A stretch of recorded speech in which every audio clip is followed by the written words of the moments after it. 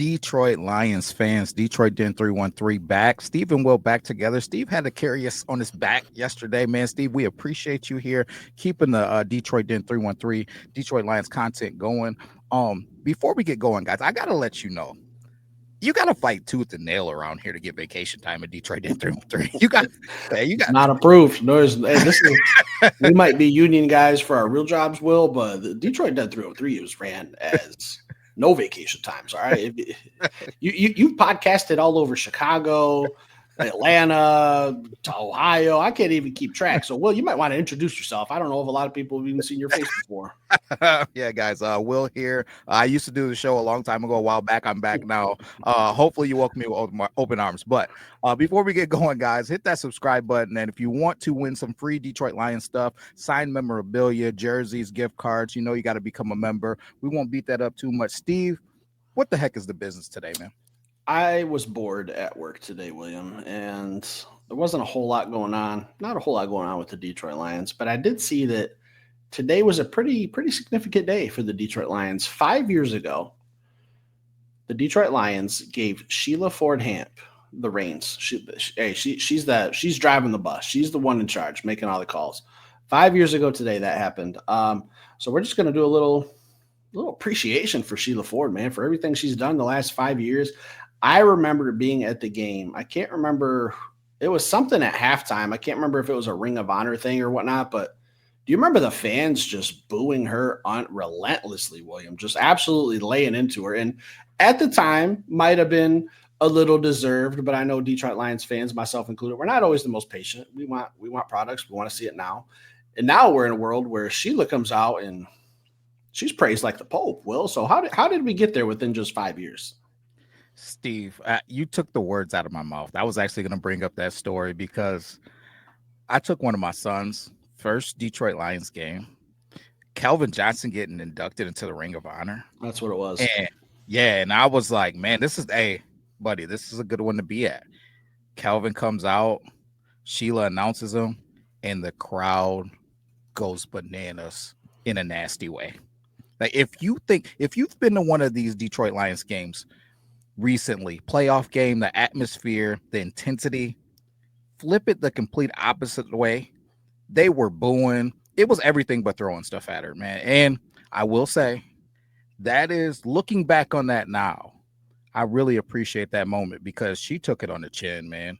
She smiled. She never got out of character. She didn't frown. She didn't look frazzled.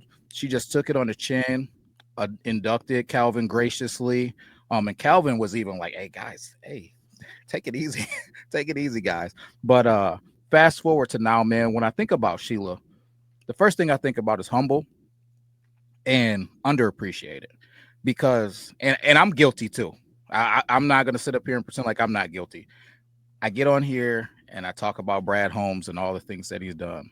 I get on here and I talk about Coach Campbell. We talk about these players all the time, Steve. It's rare that we mention Sheila Hamp Ford or Ford Hamp. And it's a shame, man, because I got to give you your flowers. You mentioned this one today talking about her. And when I thought about it, I was like, man, we don't do her enough due diligence, man. She's done so much for the Detroit Lions and not just the players, but the organization. When I think of her, I think about the first thing, her claim to fame is culture. Culture. That's what she brought to this thing. She brought culture. She brought a new standard for the Detroit Lions. When you think about, and we've had people come to us in the comments, Steve, and they talk about, where do you guys get off telling us who's a Detroit Lion, who's not a Detroit Lion? So let me speak to that right now. I know that I'm a guy that has very, very minimal football knowledge when it comes to the tops. When we're talking about the head coaches in the NFL, I have a self-awareness too. I may know a little bit, but I'm still a guy in my basement. So I don't know if Steve understands that yet, because Steve is never wrong. But Will understand. I've only been wrong when I'm debating my wife. I've learned that's literally the only time that I've ever been wrong. I understand. Smart man too. But so when I think about that, guys, we're not getting on here and telling you that they're not a Detroit Lion because Steve and Will has come up with a culture where they don't fit into Steve and Will's plans. No, We've studied the Detroit Lions. We talk about them virtually every single day. I would I would I would guess probably at least 355 days a year. We talk about the Detroit Lions, and this is all we do. So at the end of the day, we have an understanding of who they are and what they're about. And what Sheila did is she came here, took this thing over from a dumpster fire in 2020. It was Patricia was on his way out after two losing seasons. He got however many games, I can't remember exactly how many games in before he got. Thanksgiving. They got to Thanksgiving. And then Daryl Bevel came in. Who Daryl Bevel? I love him as a coach, man. Great coach, man. But Daryl Bevel takes over, gets us through the season, and then Sheila put her stamp on this thing, man. She came in. Uh, Fast forward, now Chris Spielman is in here to help her out. And then we go get Brad Holmes and Dan Campbell, and this thing I would like to say is off to the races, but it isn't. We win 3 games, and she made the commitment. She had the wherewithal to believe in who she is as a person, a trailblazer. Let me tell it and say, listen, no, I'm on the right track. We're doing the right things. We got the right people. We just need to give it time. Fast forward 9-8. Fast forward 12-5. Fast forward 15-2. So Sheila is underrated, underappreciated, but she's a trailblazer. She's done so much for the Detroit Lions as far as revamping this team, revamping this culture, turning it into a place to where it's a collaborative effort. You hear Brad Holmes talk about that all the time. Hey, it's not just him; it's collaborative. But when Sheila took over this thing, that's what she wanted. That was her stamp. She said she doesn't want an organization where one person is just blessing whatever is going on for the football team. No, she said she wanted to be a collaborative effort. She brought in Chris Spielman to help out her and the president of the organization, and then Brad Holmes, Dan Campbell.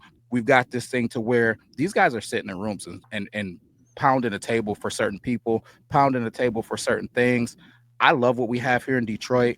Other teams obviously love it because they're trying to steal our people and mimic how we do things. Steve, I think Sheila, it needs to be talked about more as one of the best owners, if not the best owner in the league. I think she's probably got to win a Super Bowl before we can call her the best, but she's definitely should be talked about as one of the best owners in the league, man, right now. Do you agree or disagree? William, without a doubt. I mean, call me biased, but I think she's especially up there as one of the greatest women owners of all time. Like, I can't think of a lot of women owners off the top of my head other than Jeannie Buss of the Lakers. But I mean, I heard something that they might be selling their team. But that 3-13 in one season was brutal, Will. It was rough. Dark days, dark thoughts.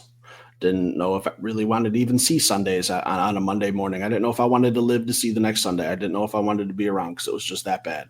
But I think it was that next season. The Detroit Lions started 1-6. And that's when people started to question, did Sheila make the right moves? And then if you remember, that's kind of when, I don't know what happened. Something clicked, Will, and we just started winning football games, like hand over fist. And I remember sitting during that 1-6 season saying, like, damn, man, like, I love this team, but it takes a lot for me to get up here. Like, I got to take some days off work. I got to, miss some stuff with the family. I'm coming up here watching the Lions get just dragged through the mud every Sunday. And then we start winning some football games. We get hot the second half of that season, damn near sneak into the playoffs. And that doesn't even matter. Where I really, really, really said, all right, this Lions team's different, is that Green Bay game that year when we were technically eliminated going into Sunday Night Football. We needed a little help. I think the Seahawks and the Rams or whatever the scenario was. But before we kicked that ball off against the Packers that night, we knew, hey, we're not going to the playoffs. But what we could do is keep the Green Bay Packers out of the playoffs. So we personally didn't have anything to play for, but we had something to play for. It's called pride, all right?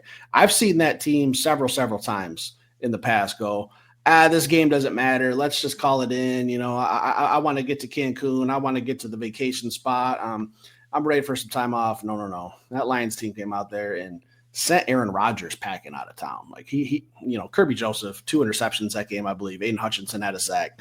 Just absolutely dominated Green Bay, who had everything to play for. That was the game where I said, next year's going to be special. Next year's going to be good if we just stay the course. And I was so sick of hearing we'll get them next year. But that next year, we were half away from going to the NFC or to the Super Bowl, Will. So yeah. Sheila really started this thing, and she weathered the storm, 3-13-1. getting asked about the future of the team and Dan Campbell while the team was 1-6, turning around. Now we're just saying, hey, how can we get over that hump? What's stopping us? Like we just had the best season in Detroit Lions history. We had first overall NFC, first overall seed in the NFC. Home playoff game didn't work out, but we're still a team that has a top 5 roster in this league, and I think that's going to make you win some football games. It's going to be tough, but I think Sheila definitely is one of the best owners in the league. Like, call me biased, I don't know, but this Lions franchise from the beginning of time when dinosaurs were roaming the earth has just been bad, up until a few trickles here and there of some good seasons, some Stafford seasons, but the last 3 years we've been a consistently good football team. So I know it's a very small sample size, but we just got to keep building off that and get a Lombardi trophy. Yeah, no, I agree, man. One of the biggest things that I like about her, man, is she's doing it her way.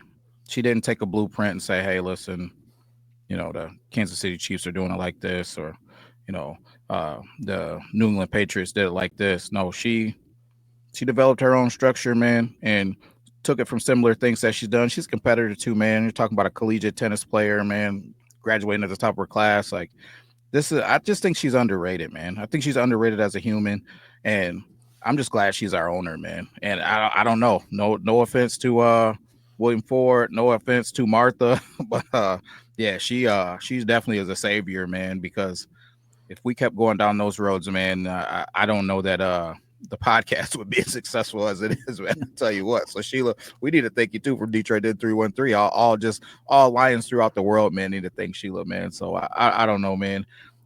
We need to put it on our books, man. Maybe to talk about her a little bit more. Yeah.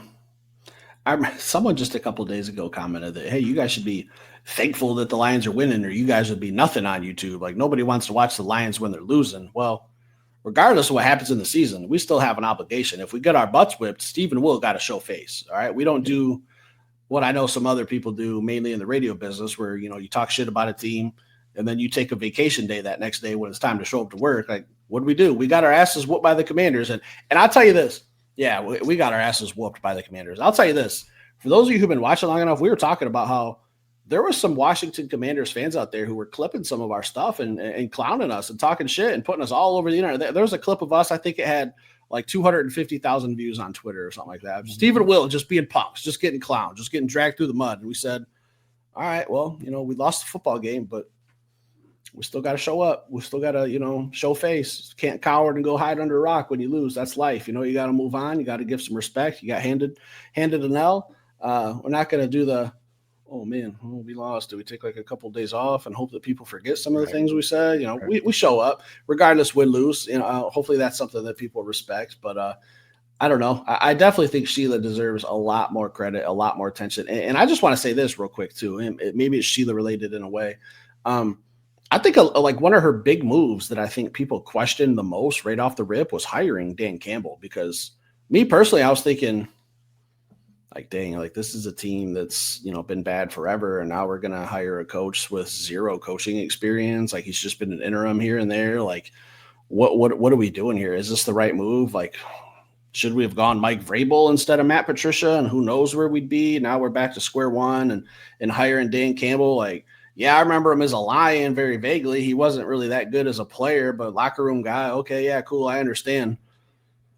I think he's one of the best Detroit coaches in all of Detroit sports, if I'm being honest with you. And I know he hasn't won a championship, but I put him right up there with Sparky Anderson and Scotty Bowman. Like he's right there to me, because the way he's transformed this locker room from being a place where people don't want to go to now it's, hey man, if you guys want to trade me, I wouldn't mind going to Detroit and trying to win a championship. Like that'd be okay with me. Like Max Crosby, hey, if I wasn't in Vegas, I'd love to play for Dan Campbell, or TJ Watt. If I wasn't playing for Mike Tomlin, I kind of like to go to Detroit. Like I think Dan Campbell has a lot to do with that as well. And that was a move that was highly questioned by myself included when it happened.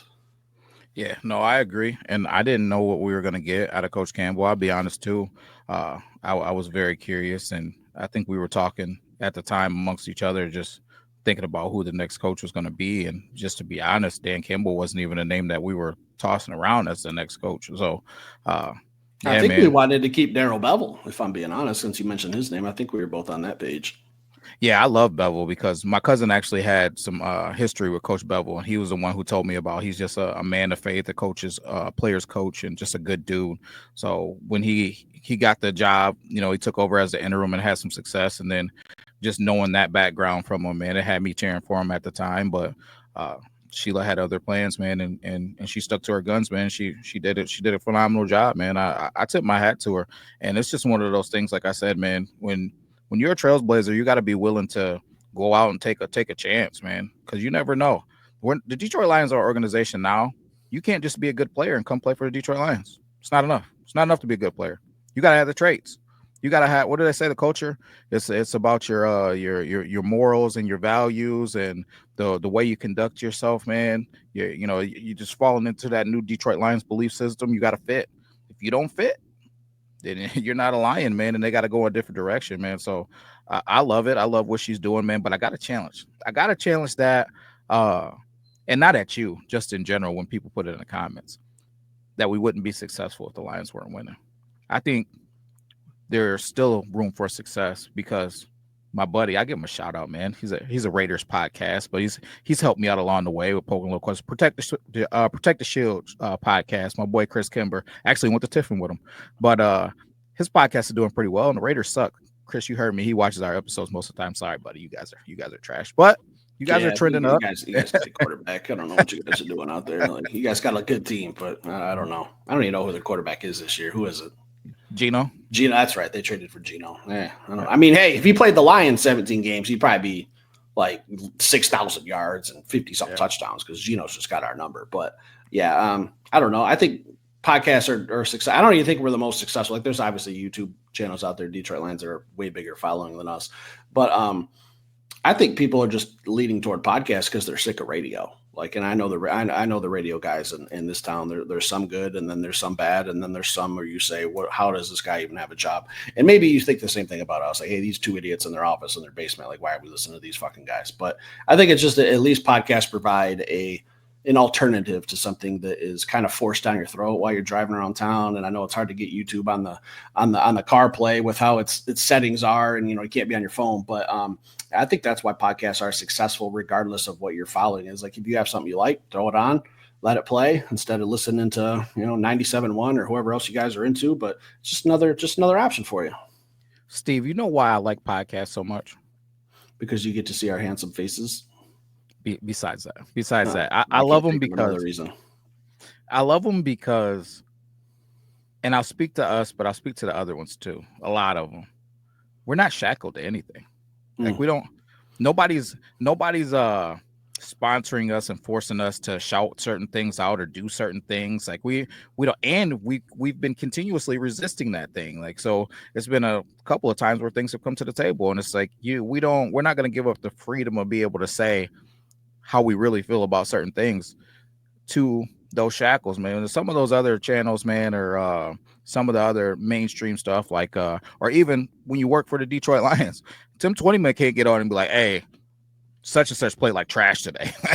He's not even allowed to say that. Like, and I think that's hard because he has a job where if you play like shit and you have to say, like, you have to find like something bright about something, a terrible game. I think that's incredibly respectful that I know he has to do that, but it's like, man, the Lions pretty much died on the field today. How do I spin this into a positive? Well, we won the coin toss, like something like that. Like, it's Tim Twentyman does a good job of finding some positivity when there's a lot of negativity out there. Heck yeah, he does, man. But I love that we don't have to do that, man. And everything that we do is by choice, man. So the fact that we get on here and we still talk highly about players, or we don't just bash them, we try to find a way to talk about maybe a struggle here and there, but not just get on here and trash somebody who's trying to make a living. That's by choice. It's not because of occupation obligation. So, but I that's what I love about podcasts, man. When I listen to podcasts about I like boxing or whatever else, because we talk about it all the time. We don't really listen to too many Detroit Lions podcasts. That's not to bash any of theirs. It's just like we're trying to do our own thing, and half the time we're trying to either research what we're going to be talking about the next show or do whatever we got to do in my free time. I want to listen to something else. I'm not trying to listen to the same stuff that we're probably going to end up talking about anyway. So, but yeah, man, when you listen to those other podcasts, man, and they're talking about the fighters and stuff like that, they're like, hey, man, this dude got his freaking butt beat or whatever. I don't want to have somebody that's got to go on pins and needles and not really say what it is. Absolutely. Yeah, just a little Sheila Ford Appreciation Day. 5 years. It's been a good 5 years. I think especially like the last three, year four of success coming in 2025, 2026. Well, it is almost football month. All right. We got like one week left of June, and then it's football month because we do have a preseason game, July 31st. Do you know what else is July 31st? Will, a little fun fact for you, not football related. Do you know whose birthday is on July 31st? I don't. Tell me. Harry Potter. I can't believe you don't know that. Like, I remember a couple years ago, you calling me for some Harry Potter trivia, and you didn't know Harry Potter's birthday was July 31st. I'm still a rookie, man. I'm still a rookie. I haven't even finished them yet. Yeah, they've only been out for 20 years. I guess you're just waiting for the right time, I guess. I don't know. But members giveaway to our Super Den members. Again, if you stuck around to the end of the show, Aiden Hutchinson autographed helmet. We got some jerseys. We got some gift cards. It's coming soon. Don't know when. Think about becoming a member. Not appreciated. It's 100% appreciated. Not required. Greatly appreciated. Stick around. Hit that like button. We'll be back later with another show. Peace.